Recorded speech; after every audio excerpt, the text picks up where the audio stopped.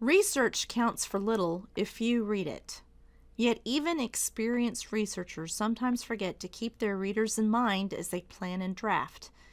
In this section, we examine how to think about your audience even before you begin your project. Conversations are social activities in which we are expected to play our parts, but writing is an imagined conversation. Once we decide what role to play and what role to assign our readers, those roles are fixed and cannot be adjusted to avoid miscomprehension. It should be stated that writers can't avoid creating some role for themselves and their readers, planned or not.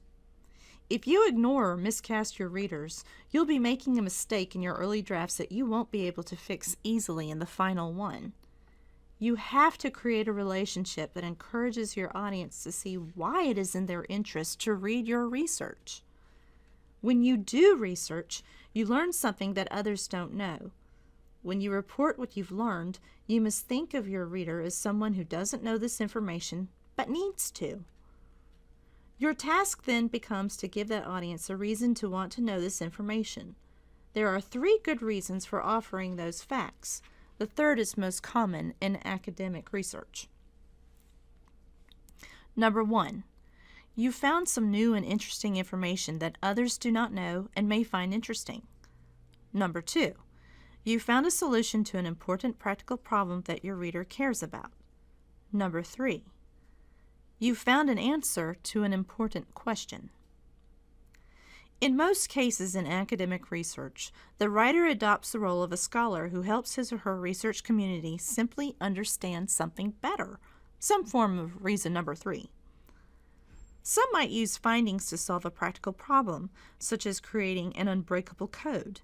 But many times research itself is aimed at solving not practical problems, but conceptual problems, such as how to create an unbreakable code by using mathematical concepts. Some researchers call the latter, quote, pure research, as opposed to, quote, applied research. Quote, you establish your side of the relationship with your readers when you adopt one of 3 roles described above. End of quote. Now you must cast your readers in a complementary role by offering them a social contract. I'll play my part if you play yours. If you cast them in a role they won't accept, you are likely to lose them entirely. Thus you must, quote, report your research in a way that motivates your readers to play the role you have imagined for them. End of quote. Here are 3 complementary roles you can assign your audience that line up with the roles that you can choose for yourself. Number 1, entertain me. You meet your side of the bargain by getting your audience interested in your topic. You might even use hunches, speculation, or unsubstantiated rumors to pique interest. Number 2, help me solve my practical problem. Imagine if you are asked to help create the choreography for a play. Your research must be accurate, but not necessarily include all the newest data on the subject, only the data that pertains to that scene. Number 3, explain the answer to my important question. Finding the answer to an important question is the primary goal of the academic writer. Your audience expects you to be objective, rigorously logical, and able to examine issues from all angles.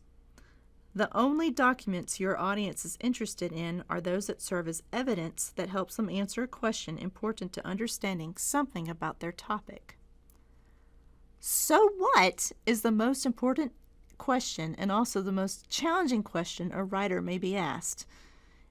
Imagine investing 2, 3, or 4 years into a doctoral dissertation, and then your dissertation committee looks at you and says, "So what?" or "Who cares?"